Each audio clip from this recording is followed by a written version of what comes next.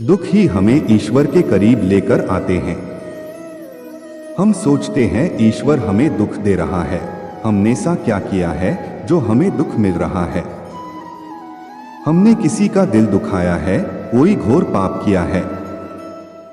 हम अच्छे कर्म करने के बाद भी दुष्टात्माओं की तुलना में अधिक दुखी है। क्या है ये ईश्वर का न्याय? जब मन का प्रकोप शांत हो, नकारात्मक ऊर्जा धीमी पड़ जा, तर्क वितर्क करने की क्षमता क्षीण पड़ जा, तब गूढ़ रहस्य समझ आता है कि ईश्वर हमसे कितना प्रेम करता है। मुश्किल है उसके प्यार को महसूस करना। दुख ही हमें ईश्वर के करीब लेकर आते हैं। दुख ही हमें हमारे असली स्वरूप का भान कराते हैं। जीवन का सत्य अत्यंत रहस्यमयी है और जैसे जैसे कलियुग के दरवाजे खुलते जा रहे हैं, कलियुग का साम्राज्य बढ़ता जा रहा है।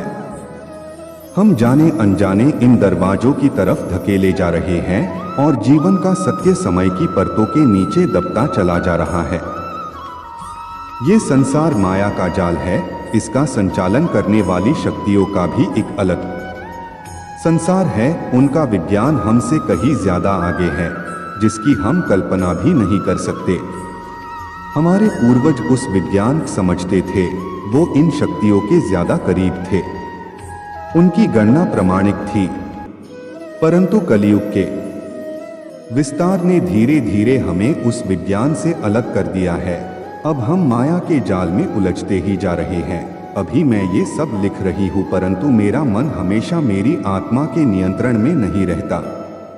कलियुग की क्रूर सेना क्षण क्षण में हमारा मस्तिष्क बदलती है, हमारी आत्मा को दूषित करने का प्रयास करती है। कब कौन सा अवगुण हम पर हावी हो जाए पता ही नहीं चलता, कब कौन सा हमसे पाप हो जाए समझ नहीं आता। शक्ति तो हम सभी के पास है, परंतु सुप्त अवस्था में है, जिसका जागृत होना दुष्कर है। से में ईश्वर के बिना एक कदम भी चलना मुश्किल है।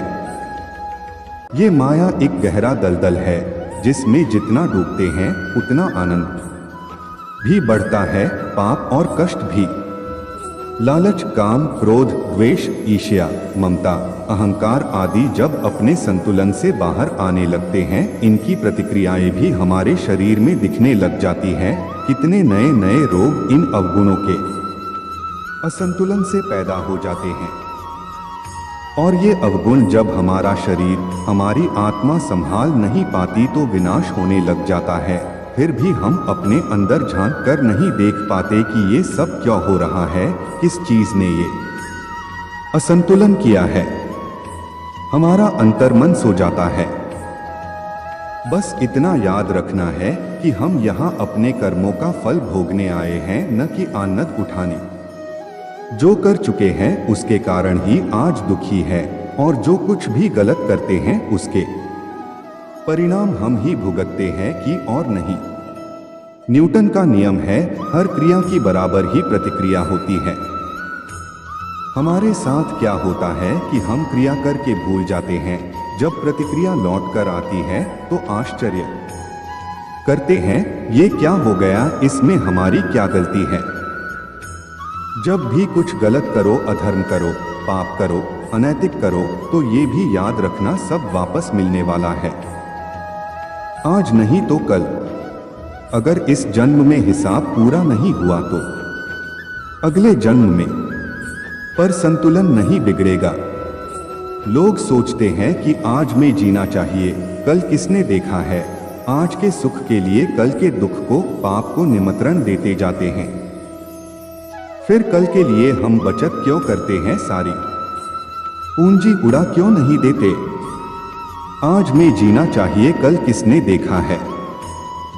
अपने क्षणिक लाभों के लिए हम कुछ भी करने को तैयार हो जाते हैं, अपनी आत्मा दूषित करते जाते हैं, और एक समय सा आता है जब मन, आत्मा, दिमाग सब एक जैसे लगने लग जाते हैं। मन इतना हावी हो जाता है कि सही गलत की जो समझ ही समाप्त हो जाती है, जबकि ईश्वर ने हमारे मस्तिष्क में ये सही गलत का भेद पहले से ही बनाकर हमें पैदा किया है।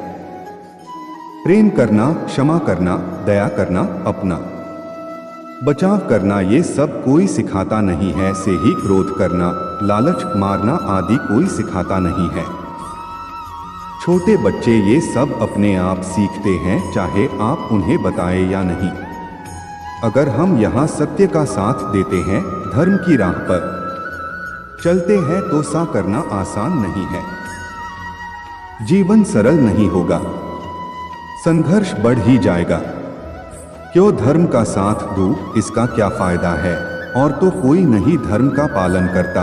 जब हम सही रास्ते पर चलकर कष्ट उठाते हैं तो सही रास्ते पर क्यों चले, सिर्फ दुख उठाने के लिए? ये ही बातें मन में आती है। अपना सत्य जानकर अपने असली मकसद तक पहुंचने के लिए कष्ट सहना पड़ता है, सुख दुख से ऊपर आना पड़ता है, जो सबसे मुश्किल कार्य है। एक लालसा मन में जागी, प्रभु का सिमरन करते करते, राम नाम में जीवन बीते, सुख दुख की नैया खेते खेते। सा मोहक नाम है जिसका, कैसा होगा रूप वो प्यारा, सिर्फ नाम तार देता है जिसका, आया सामने तो क्या होगा नजारा। रोज रोज मेरा मन है बदलता, जाने क्या क्या खेल खेलता, माया जिसकी उंगली पर नाचे, मन उसके चरणों में न लगता। आज अचानक रामधुन लागी, शायद मेरा हृदय शांत है, कुछ पाया है, न खोने का ही भय है जीवन मेरा आज धन्य है, क्यों किया इतना धन इकट्ठा, मेरे साथ न कुछ जाने वाला, क्यों निभाऊं जग की झूठी मर्यादा, कोई रिश्ता सदा न रहने वाला। कैसा है ये प्रेम अनोखा, जैसे नशा हो गया राम नाम का, सबका प्रेम आजमा कर देखा, काम आया बस नाम राम का।